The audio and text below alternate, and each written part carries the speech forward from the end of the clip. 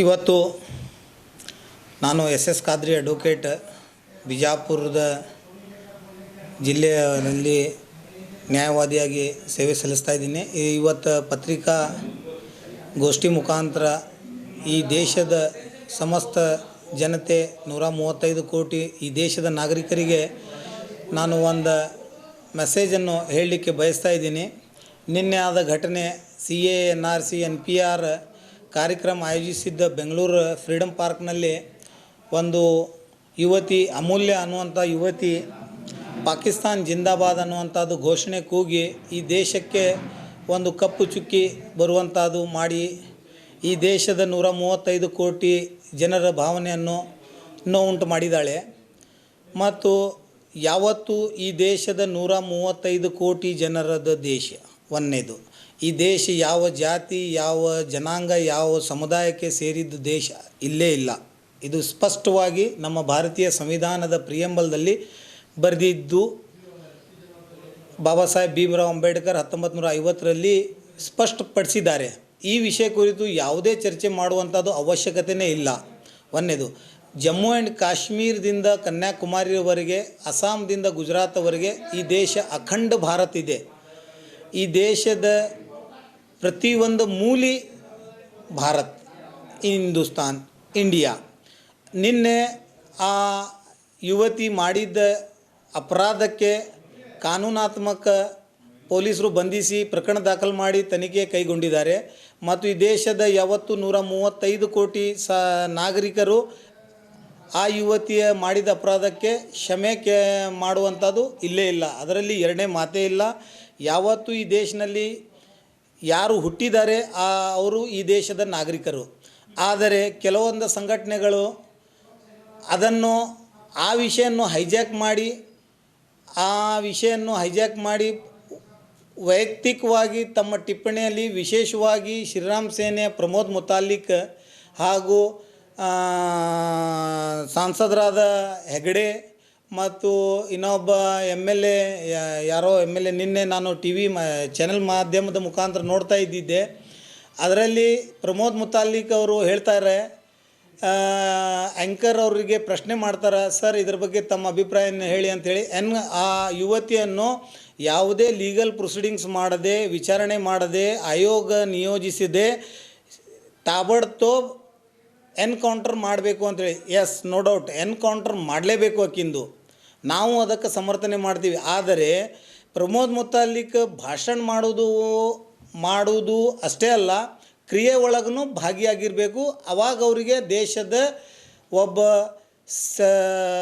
ಸೈನಿಕ, ಒಬ್ಬ ದೇಶದ ದೇಶಭಕ್ತ, ಒಬ್ಬ ದೇಶ ಪ್ರೇಮಿ ಅಂತ ಹೇಳಲಿಕ್ಕೆ ಇಚ್ಛೆ ಪಡ್ತೀವಿ. ಯಾಕಂತಂದರೆ ಇದೇ ಪ್ರಮೋದ್ ಮುತಾಲಿಕ್ ಅವರು ಸ್ವಲ್ಪ ಹಿಂದಕ್ಕೆ ಹೋದ್ರೆ, ಭಾಳ ದಿವಸ ಬೇಡ, ಇದೇ 4-5 ವರ್ಷ ಹಿಂದಕ್ಕೆ ಅವರು ಹೋದ್ರಂದ್ರೆ ಸಿಂದಗಿ ಪಟ್ಟಣದಲ್ಲಿ, ಬಿಜಾಪುರ ಜಿಲ್ಲೆಯ ಸಿಂದಗಿ ಪಟ್ಟಣದಲ್ಲಿ ಹಾಡು ಹಗಲೇ tahsildar executive magistrate, taluka executive magistrate ಕಚೇರಿ ಒಳಗೆ ಪಾಕಿಸ್ತಾನ ದೇಶದ ಧ್ವಜಾರೋಹಣ ಮಾಡಿ ಕಿಡಿಗೇಡಿಗಳು ಈ ನಗರದಲ್ಲಿ, ಜಿಲ್ಲೆದೊಳಗೆ ಆತಂಕ ಸೃಷ್ಟಿಸುವ ಹುನ್ನಾರನ್ನು ಮಾಡಿದ್ದು ಸಾಬೀತಾಗಿದೆ ಅದು. ಮತ್ತು ಅದರಲ್ಲಿ 5 ಮಂದಿ ಆರೋಪಿತರು ಯಾರ ಮೇಲೆ ದೋಷಾರೋಪಣ ಪಟ್ಟಿ ಸಲ್ಲಿಸಿದರು ಪೊಲೀಸ್ ಇಲಾಖೆಯವರು, ಅವು 5 ಮಂದಿ ಆರೋಪಿತರು ಸ್ಪಷ್ಟವಾಗಿ ನಿಖರವಾಗಿ ಶ್ರೀರಾಮ್ ಸೇನಾ, ಬಜರಂಗ್ ದಳ, RSSದ ಅಧಿಕೃತ ಕಾರ್ಯಕರ್ತರು. ಅವ್ರದ್ದು ಐಡೆಂಟಿಟಿ ಕಾರ್ಡನ್ನು ಚಾರ್ಜ್ ಶೀಟ್ನಲ್ಲಿ ಸಬ್ಮಿಟ್ ಮಾಡಿದದ. ಮತ್ತು ಇದೇ ಪ್ರಮೋದ್ ಮುತಾಲಿಕ್ಗೆ ಅವಾಗ ದೇಶಭಕ್ತಿ ಎಲ್ಲಿ ಹೋಗಿತ್ತು ನನ್ನ ಪ್ರಶ್ನೆ. ಅವಾಗ ಈ 5 ಕಾರ್ಯಕರ್ತರಿಗೆ ಯಾಕೆ ಎನ್ಕೌಂಟರ್ ಮಾಡಲಿಲ್ಲ, ಯಾಕೆ ಎನ್ಕೌಂಟರ್ ಮಾಡ್ರಿ ಅಂತ ಒಂದು ಸ್ಟೇಟ್ಮೆಂಟ್ ಕೊಡಲಿಲ್ಲ. ಇದೇ ಹೆಗಡೆ, RSS BJPಯ ಸಾಂಸದರಾದ ಹೆಗಡೆ ಇವರು ಯಾಕೆ ಅವ್ರ ವಿರುದ್ಧ ಕಿಡಿಕಾಡಲಿಲ್ಲ. ಮತ್ತು ನಮ್ಮ ಬಿಜಾಪುರ ನಗರದ ಶಾಸಕ ಒಬ್ಬ ಶರೀರ್ ದೊಡ್ಡವರು ಆಗಿದ್ದಾರೆ, ಆದರೆ ಅವರಿಗೆ ಇನ್ನೂವರೆಗೆ ದೊಡ್ಡವ್ರದ್ದು ಬುದ್ಧಿ ಬಂದಿಲ್ಲ. ಅವರು ನಿನ್ನೆ ಹೇಳ್ತಾರೆ, ಯಾರು ಪಾಕಿಸ್ತಾನ ಪ್ರೇಮಿಗಳು ಅದಾರ ಅವರಿಗೆ ಪಾಕಿಸ್ತಾನ ಕಳಿಸ್ಬೇಕು. Yes, we do agree. ನಾವು ಅದಕ್ಕೆ 100ಕ್ಕೆ 100 ಬಸನಗೌಡ ಪಾಟೀಲ್ ಯತ್ನಾಳದ ಸ್ಟೇಟ್ಮೆಂಟ್ಗೆ ಸಮರ್ಥನೆ ಮಾಡ್ತೀವಿ. ಮತ್ತು ಅವರೇ ಈಗ ನಗರ ಶಾಸಕರದಾರ, ರಾಜ್ಯದಲ್ಲಿ BJP ಸರ್ಕಾರ ಇದೆ, ಕೇಂದ್ರದಲ್ಲಿ BJP ಸರ್ಕಾರದ ದೇಶಭಕ್ತರ ಅಂತ ಸರ್ಟಿಫಿಕೇಟ್ ಕೊಡುವಂಥ ಸರ್ಕಾರ ಇದೆ. ಮತ್ತು ಈ ದೇಶಭಕ್ತದ ಸರ್ಟಿಫಿಕೇಟ್ ಕೊಡುವಂಥ ಪ್ರಾಧಿಕಾರದಲ್ಲಿ ಟಿಪ್ಪು ಸುಲ್ತಾನ್ ಸರ್ಕಲ್ದಲ್ಲಿ ಪಾಕಿಸ್ತಾನ ಧ್ವಜಾರೋಹಣ ಯಾರು ಮಾಡಿದರು, ಇನ್ನೂವರೆಗೆ ಯಾಕೆ ಬಹಿರಂಗ ಆಗ್ತಾ ಇಲ್ಲ? ಇದು ನಮ್ಮ ಪ್ರಶ್ನೆ. ಮತ್ತು ಮನಗೋಳಿ ಅಕ್ಷಿಯಲ್ಲಿ ಪಾಕಿಸ್ತಾನ ಧ್ವಜಾರೋಹಣ ಮಾಡಿದರು. ಆ ಕಿಡಿಗೇಡಿಗಳು, ಆ ಆತಂಕವಾದಿಗಳು ಯಾರದಾರ, ಅವ್ರ ಹೆಸರು ಬಹಿರಂಗ ಆಗಬೇಕು. ತನಿಖೆ ಯಾರು ಮುಚ್ಚಿ ಇಟ್ಟಿದ್ದಾರೆ, ಅದನ್ನು ತನಿಖೆ ಯಾಕೆ ಮಾಡ್ತಾ ಇಲ್ಲ ಪೊಲೀಸ್ ಇಲಾಖೆಯವರು? ಏನು ಯಾರೇ ಕುಮ್ಮಕ್ಕ ಅದರಲ್ಲಿ ಇದೆಯೋ, ಯಾವ ಸಂಘಟನೆದವ್ರು ಅದಾರ? ಮತ್ತು ಇನ್ನೊಂದು ನಂದು ಸ್ಪಷ್ಟವಾದ ಅಭಿಪ್ರಾಯ ಏನಿದೆ ಅಂತಂದ್ರೆ, ಈ ದೇಶದ ಅನ್ನ ತಿಂದವರು, ಈ ದೇಶದ ಜಲ ನೆಲ ಅಟ್ಮಾಸ್ಫಿಯರ್ ತಗೊಳ್ತಕ್ಕಂಥ ಯಾವನೇ ವ್ಯಕ್ತಿ ಇದ್ದರೂ ಅವನು ದೇಶಭಕ್ತ ಆಗಿರಬೇಕು. ಒಂದೇ ಒಂದು ಭಾರತ ದೇಶ ಸರ್ವರಿಗೆ ಭಾರತ ದೇಶ ಅಂತ, ನಮ್ಮ ದೇಶ ನಮ್ಮ ಹೆಮ್ಮೆಯ ದೇಶ ಅಂತ ತಿಳ್ಕೊಳ್ಳುವಂಥ ಪ್ರವೃತ್ತಿ ಇರಬೇಕು. ಈಗ ಇದೇ ರಾಮ್ ಸೇನಾ ಸಂಘಟನೆಯ ಕಾರ್ಯಕರ್ತರು ಪಾಕಿಸ್ತಾನ ಧ್ವಜಾರೋಹಣ ಮಾಡಿದರೆ ಅವರಿಗೆ ಬ್ಯಾನ್ ಮಾಡಲಿಕ್ಕೆ ಯಾರೂ ಸರ್ಕಾರ ಮುಂದಾಗ್ತಾ ಇಲ್ಲ. ಈ ದೇಶದಲ್ಲಿ ಪಾಕಿಸ್ತಾನ ಪರವಾಗಿ ಮಾತಾಡಿದವರು ಆತಂಕವಾದಿ, ದೇಶದ್ರೋಹಿಗಳು. ಮತ್ತು ಇದರಿಂದ ಸ್ಪಷ್ಟ ಆಗುತ್ತದೆ ಈ ಶ್ರೀರಾಮ್ ಸೇನಾ, ಬಜರಂಗ್ ದಳ್, VHP, RSS ಇವರು ದೇಶದ್ರೋಹಿಗಳು ಅದಾರ.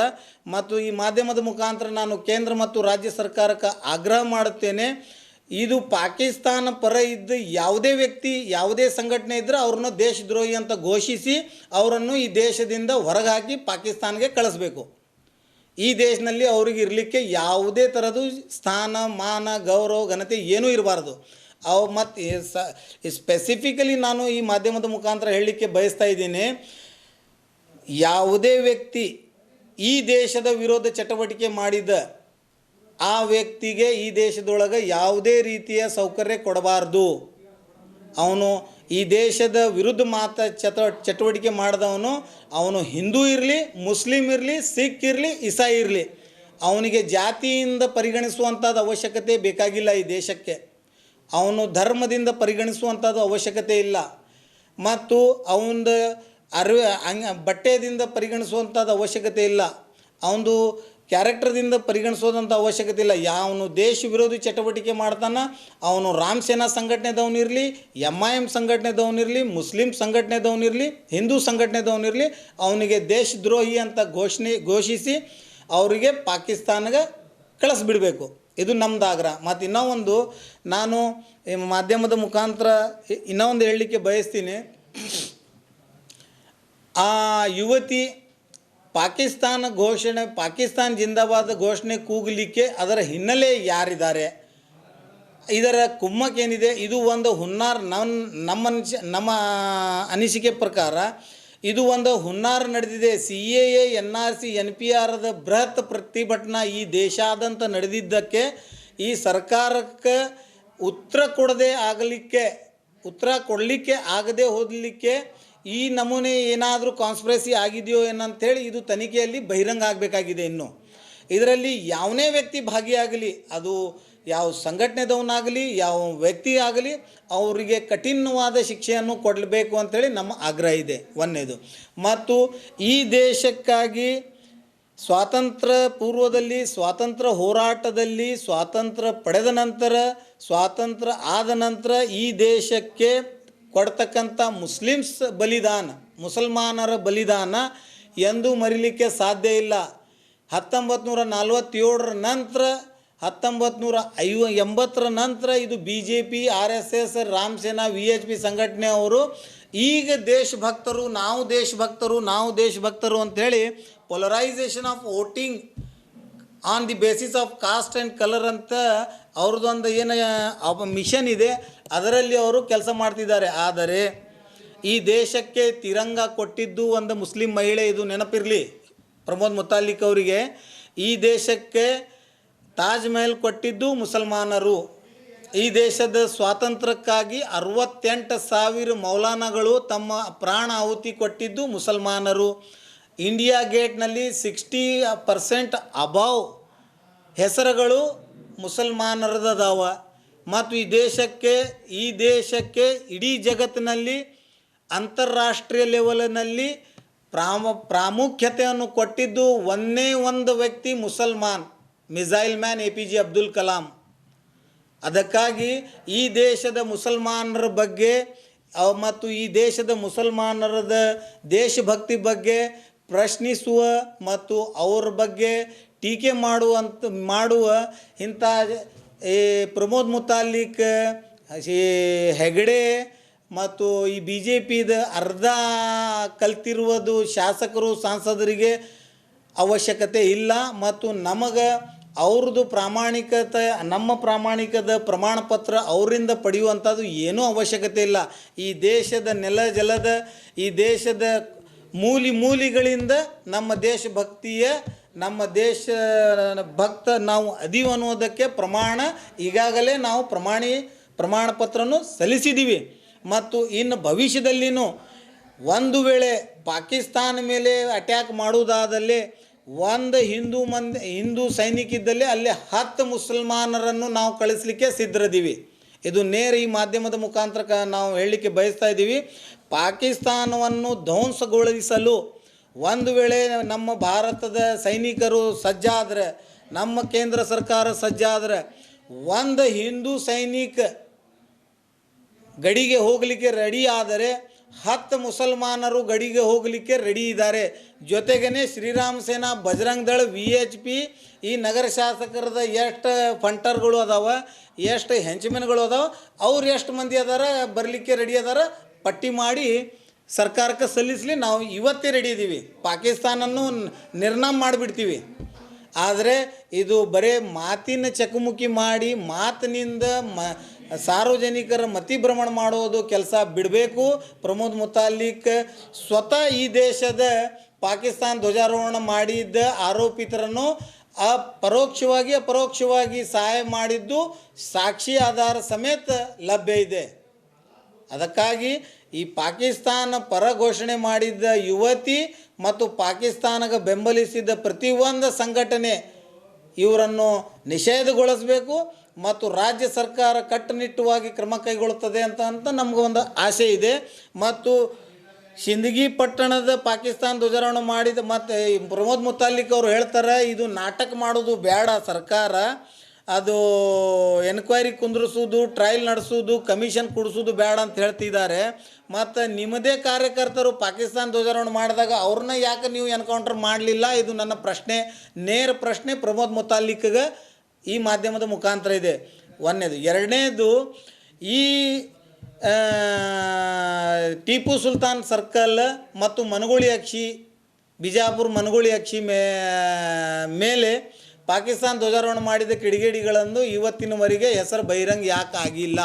ಅಂದರೆ ಸರ್ಕಾರ ವಿಫಲ ಆಗಿದೆಯೋ, ಏನು ಪೊಲೀಸರು ಅಸಮರ್ಥ ಆಗಿದ್ದಾರೋ, ಅಥವಾ ಇವು ಶ್ರೀರಾಮ್ ಸೇನಾ ಮತ್ತು ಬಸನಗೌಡ ಪಾಟೀಲ್ ಯತ್ನಾಳದ ಭಯದಿಂದ ಅಂಜಿ ಈ ಕೇಸ್ ಮುಚ್ಚಾಕಿದ್ದಾರೆ. ಇದು ಸಂಶಯಕ್ಕೆ ಕಾರಣವಾಗಿದೆ. ಇದು ಸಾರ್ವಜನಿಕರು ಮಾತಾಡ್ತಾ ಇದ್ದಾರೆ. ಇದನ್ನು ಬಹಿರಂಗ ಆಗಬೇಕು. ಆಮೇಲೆ ನಂದು ಇನ್ನೂ ಒಂದು ಅಭಿಪ್ರಾಯ, ಆಗ್ರಹ ಸರ್ಕಾರಕ್ಕೆ ಏನಿದೆ ಅಂತಂದರೆ, ಇಂಥ ಚಟುವಟಿಕೆ ಮಾಡಿದವರಿಗೆ ಯಾವುದೇ ಥರದ್ದು ಅವರಿಗೆ ಸೌಕರ್ಯಗಳನ್ನು ಕಲ್ಪಿಸಿ ಕೊಡಬಾರ್ದು. ಅವರಿಗೆ ನೇರ ಗಲ್ಲಿ ಶಿಕ್ಷೆಯನ್ನು ಕೊಡಬೇಕು. ಮತ್ತು ನಿನ್ನೆ ನಾನು ದಿಗ್ವಿಜಯ್ ನ್ಯೂಸ್ ಚಾನೆಲ್ದಲ್ಲಿ ಫೋನ್ ಕಾಲ್ ಪ್ರಮೋದ್ ಮುತಾಲಿಕ್ ಅವರು ಸಂಭಾಷಣೆ ನೋಡ್ತಾ ಇದ್ದೆ. ಅದರಲ್ಲಿ ಪ್ರಮೋದ್ ಮುತಾಲಿಕ್ ಅವರು ಒಂದು ಮಾತು ಹೇಳ್ತಾರೆ. ಆ್ಯಂಕರ್ ಅವ್ರನ್ನ ಪ್ರಶ್ನೆ ಮಾಡ್ತಾರೆ, ಸರ್ ತಾವು ಈ ಯುವತಿ ಮಾಡಿದ್ದ ಅಪರಾಧಕ್ಕೆ ತಮ್ಮ ಅಭಿಪ್ರಾಯ ಹೇಳ್ರಿ ಅಂತ ಕೇಳಿದಾಗ ಅವರು ಯಾವುದೇ ವಿಚಾರಣೆ ಮಾಡದೆ, ಯಾವುದೇ ಸತ್ಯಾಂಶವನ್ನು ತಿಳಿದೇ ಮಾಧ್ಯಮದ ಮುಖಾಂತರ ನೇರವಾಗಿ ಇದು ಮದರಸಾದಲ್ಲಿ ಟ್ರೈನಿಂಗ್ ಪಡೆದುಕೊಂಡು ಇವರು ಈ ಥರದ ಚಟುವಟಿಕೆ ಒಳಗೆ ಭಾಗಿಯಾಗುತ್ತಾರೆ ಅಂತ ಹೇಳಿದ್ದನ್ನು ಈ ಕೂಡಲೇ ಅವರನ್ನು ಸರ್ಕಾರ ಶೋಕಾಸ್ ನೋಟಿಸ್ ಕೊಟ್ಟು ಅವರಿಗೆ ಬಂಧಿಸಬೇಕು.